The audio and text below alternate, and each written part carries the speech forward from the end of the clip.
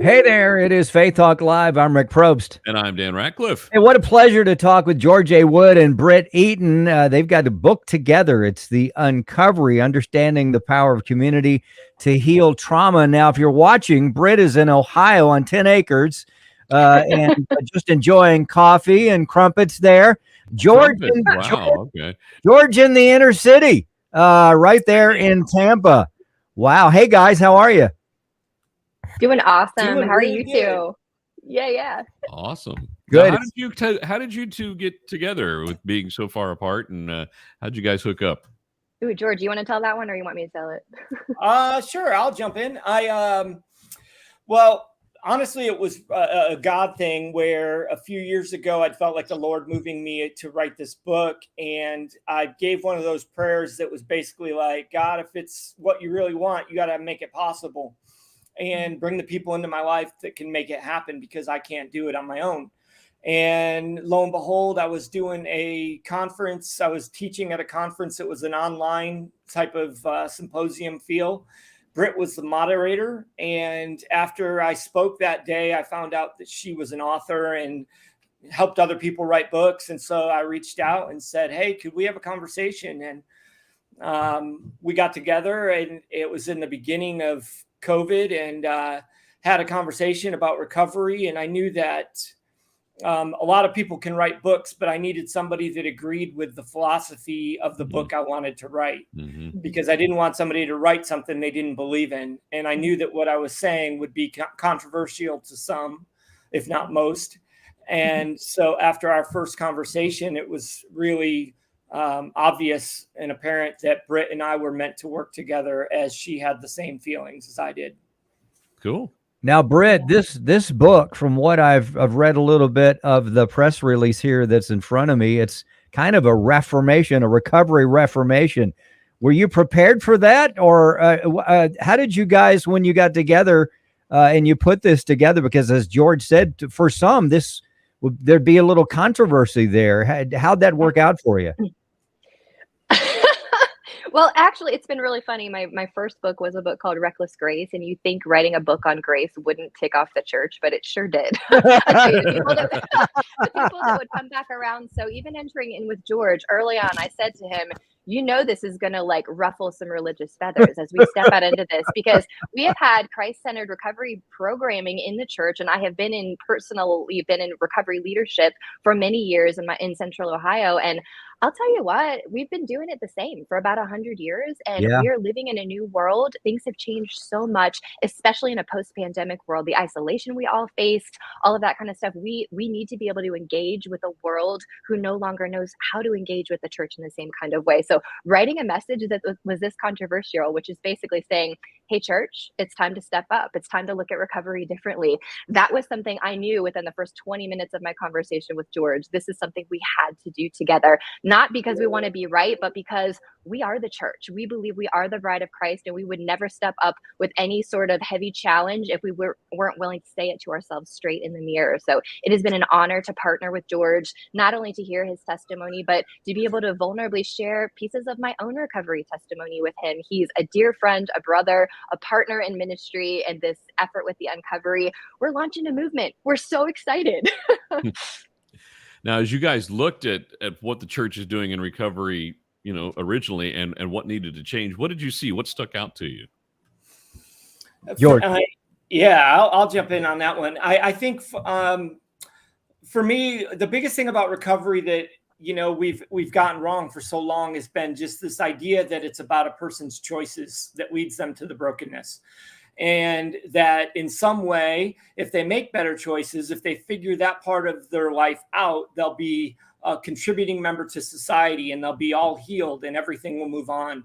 Where I think the problem with that, it's basically behavior modification, that people don't just come out of the womb and make bad choices. There's something that happens to them along the lines of their early, in particular, their early life, up until 5, 6, 7 years old, that ends up forcing them into a pattern of making, decisions that lead to destructive lifestyles. Until we can address that, until we can figure out that when we look at what addiction really is separation from others. And so the opposite of addiction is connection. So connection being community, being God in Genesis 3 saying it's not good for man to be alone. So when we look at addiction leads to a pattern of disconnection, then if we want to break that, we need to bring connection in, which is also the opposite of what recovery was. Once again, when it's only focused on the individual and his choices and him getting right, basically, it breaks away from what's actually needed to live a whole transformed life, which is the community around that person. So we begin to when we see that recovery as a whole only focused on the wrong areas and the wrong way of going about helping a person get back together, we can begin to readjust and say, let's figure out what happened to you. And then as a community, let's work together to make you, more of a transformed, healthy person. Love that. George Wood, Brit Eaton, together, the Uncovery, understanding the power of community to heal trauma. I'm a little bit older than all of you. Sorry about that. Back in the 70s, 80s, maybe even some of the 90s, you had all the self-help books, and that was how you fixed yourself. And thank God that there's been a rocking of the boat, because we were created to be, like you say, in community. That's what church is. I can't fix myself. Lord, I've tried. Yeah. So I need help. So thank you so much for being brave. You talk about trauma in here, and this is not just trauma for folks that are homeless and on the streets. This is people that were, like you said, stuck in COVID for a couple of years, had their own challenges right there in the beauty of our own homes. So kind of talk us through that, Britt, can you, or will you? Absolutely. Through that, just open that on, unpack that, will you? You got it. So the most common misconception with trauma is that it's something that happens to you. That's not actually true. Trauma isn't what happens to you. It's something that happens inside of you because of what happens to you. And so that gives us this opportunity to look at people who are struggling with things like addictions, struggles with their mental health, even thoughts about suicide. It's always related to trauma that has happened on the inside, but we have no right to judge whether or not their trauma is valid or real enough for them to be struggling in the way that they do. And so one of the things that George and I really wanted to unpack with this idea of getting to the root of healing from trauma, that takes an authentic level of community that, I'm going to be really honest, it can be difficult to find in the church sometimes. And that's just me being honest. And I think that might tweak a couple of people out there, but it's just true. The authentic kind of community we're really looking for is a place where people can belong before they even believe, where they can show up and be seen and heard and loved, not known and labeled for their struggle. And so this is what we see church-wide, even leaders who over the last 2 years, we've seen so many leaders, prominent church leaders, fall from on high because they have no safe spaces to go to admit, I'm struggling with something. I need accountability. And even addictions to things like power. This is something that church as a system, it perpetuates. What we're inviting people into is not trying to build the church, but go out and be the church. There is an authentic community that Christ intended for his bride. We are meant to go out into the world, even if it means leaving the four walls of the church for a little bit and going and finding the people. We are called to go and be the authentic community that we want to see for at least one other person.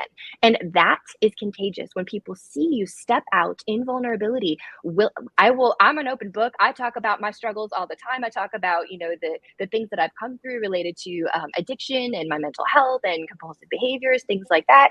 And people are like, thank you for saying something. Nobody in the church makes me feel like I can talk about this. Or if you can see that someone else has been through trauma, struggled heavily, and then they've found freedom, that's what makes people curious. They don't want to hear, go to another meeting, try this rehab. Let me tell you, the traditional programming out there, even when you put Jesus as higher power, we're looking at an 80% failure rate. And George and I just think that that's unacceptable. In any corporate environment, an 80% failure rate would get you fired. Right. I don't think Jesus wants to fire the church. I think he wants to revive her. And I really believe this message of the uncovery, stepping in with just compassion and love and a listening ear that is also attuned to the Holy Spirit. This is what is going to bring about revival in the church if we can be a hospital for sinners, not a country club for saints. That's good. I like that. Yeah, so what have you guys heard so far about the book? Yeah, I think the people that have read it so far have really just really fallen in love with the idea that it's okay to fail as long as we try. The idea to get into the game. I have this saying that I like to use, that there's these Garden of Gethsemane moments that people, we're called to be in. Jesus telling his disciples, come pray with me, and they fall asleep. Come pray with me, they fall asleep again. Jesus didn't need them to pray to do anything, to change anything. He just didn't want to be alone in his pain and suffering. Right. And we're called to be in those moments with other people. And so the people that I know that have read the book, they're like, it's so good to be able to read something that says, hey, I tried to walk with somebody through their bipolar disorder. I tried to walk with somebody through their suicidal ideations and their addictions, and I failed, and that's okay. It's like, get in the game. Let's be in the garden with people in their pain. And I believe the book is going to radically set people free, not in the traditional revival way of freedom looking perfect and awesome and everything's wonderful, sort of this Mayberry feel to it, but freedom in the sense that it's okay to fail at trying to help somebody. It's not okay to not try. It's okay to fail at your own recovery, but it's not okay to not try. It's part of this life journey. And everyone that I've had that's read the book so far has really resonated with the authentic realness of it all, because that's really what life is. Yeah. Definitely. Love that. We've got George A. Wood and Brit Eaton together, The Uncovery, Understanding the Power of Community to Heal Trauma. Dan, if we can, let's keep them for another segment, because I'd like to, there's no way we can cover everything, even in, 20 minutes. This is good stuff. We'd love to have you guys back. What a great book. And I'm going to see if, I'm not sure if the publicist sent me a copy, but I've got to get a copy of this book. If we can we will send you one. We'll make sure you get the copy. And one for Dan as well. I've been a pastor, and Dan's been an elder for, 30, 40 years. And I love this stuff. But frankly, stuff like this scares people. You know what I'm saying? How many messages have I preached or other people preached? Let's go win the world. And then when you start bringing the world in, then wait a minute. This is a little uncomfortable. So, we need to be uncomfortable. How do you address that? How do we get past that, George? I think by getting into it. I think there's a unity in knowing other people are in it as well. And so often as church leaders, as pastors, we are so accustomed to thinking the grass is always greener. We're so afraid that the church down the street is doing it right. And the church, we're going to lose our congregation to some pastor who's better at this than us. We have to stop doing that. We have to look within ourselves, not look within another person's four walls and worry about what we're doing. And the only way to do that is to make that first step of saying, hey, listen, we're gonna work with people that are difficult. We're gonna fail at it, but we're gonna do it together. I was part of a movement of micro churches a few years back called the Underground, and we would go around and train other churches on how to do micro church, small home church in a healthy way.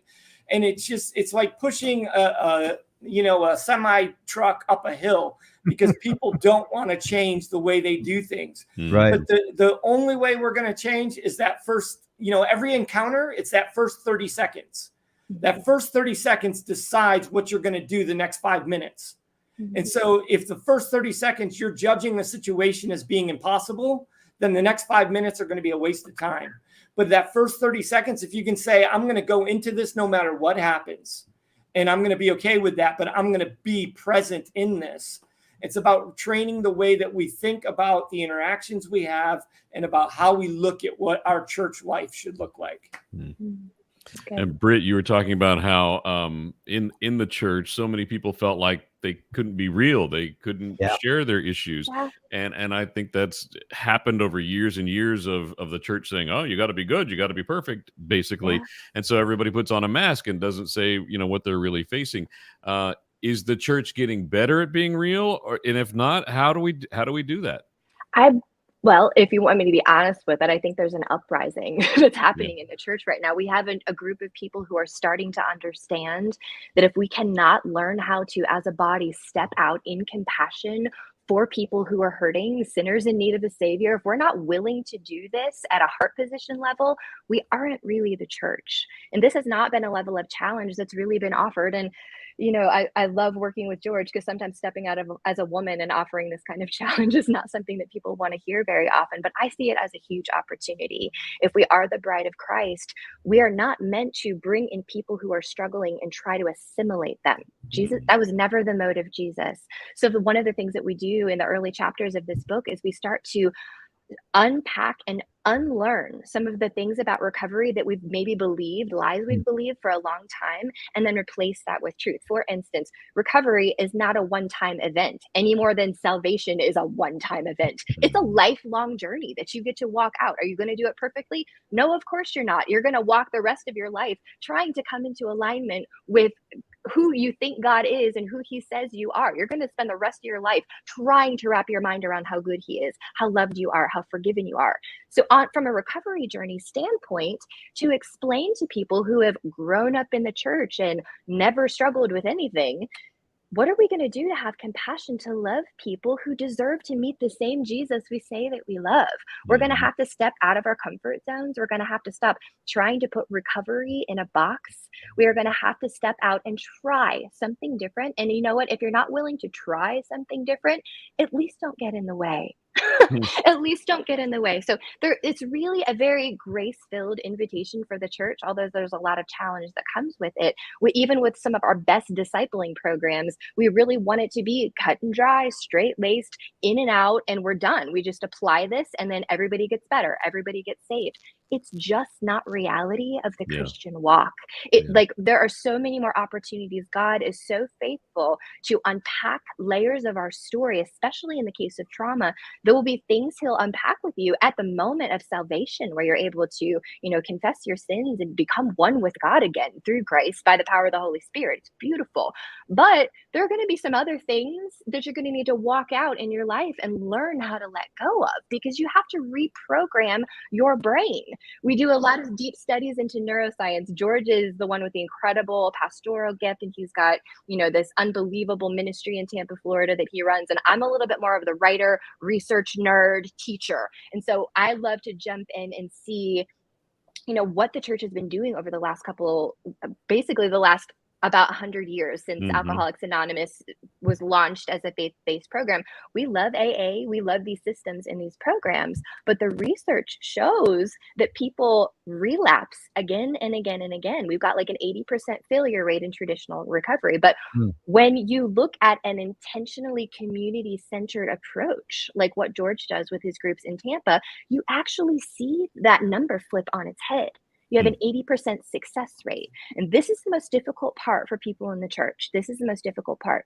When you do decide to pick up this mindset of not just recovery, but the uncovery, we're going to go deeper into this to heal from trauma. That 20% failure rate that you see in your community, you're going to see wild success, but that 20%, they're not just an anonymous person who would come to your meeting on Friday night. They are your brothers and your sisters. And you look at that 80% failure rate or 80% success rate and you say, you know what? It's not enough. I'm going to keep going. I'm going to go after that 20%, like Jesus would go after the little lost sheep. I'm just saying we're not going to be satisfied until there's an opportunity for everyone out there who is struggling to know there is a God in heaven who already loves them. Forgiveness has been extended to them. All they need to do is receive him and say yes. It's a powerful message. And I believe this message will set a lot of people in the church free who might not even willing to acknowledge to themselves that they are too struggling. We have a mantra that George and I have been picking up for the last few weeks, and we're going to stick to it until God says this movement is done. And that mantra is that recovery is really for everyone. And if that statement bothers you, recovery is probably for you too. Yeah. Good stuff. George A. Wood, Brit Eaton, the book, you got to get it. It's The Uncovery, Understanding the Power of Community to Heal Trauma. We got to take a break here just in about a minute or so. Do you guys have a podcast? Do you do podcasts and just talk more about that? Can they wherever you get podcasts, what's it called? The same thing, Uncovery? What's it called? No, the Sober Truth Podcast is the name of it. You can find it on YouTube, Spotify, iTunes, all the typical podcast places. But the Sober Truth Podcast, where we dive into these same types of themes, stories, and really break down on a deeper level what it looks like to walk this out. Sounds to me like it's not a one-time read. It's one and done. Sounds like a handbook of sorts, and I hate to even use the word handbook. It sounds like I like it. That's good. I'll take it. It needs to be on those shelves with every one of those other recovery books in every counselor's office, and we will do whatever we can to get it there. Yeah, please awesome. do. Yeah. Appreciate you guys for being brave. Hey, love the tats. I just saw George's. I saw Brit's a minute ago, and then I was like, dude, George has got them all the way up to here. Awesome. Yeah. Love that. Yeah. Hey, let's catch up again. And if you guys are up for it, we'd love to maybe around the fall and see what's going on, and then look ahead 2023 and see what's going on. We appreciate you. We got to get copies of that book. Hey, you do as well. You need to get a copy. So check it out, theuncoverybook.com. Let's take a break. We'll be right back. I'm Rick Probst. And I'm Dan Ratcliffe. This is Faith Talk Live.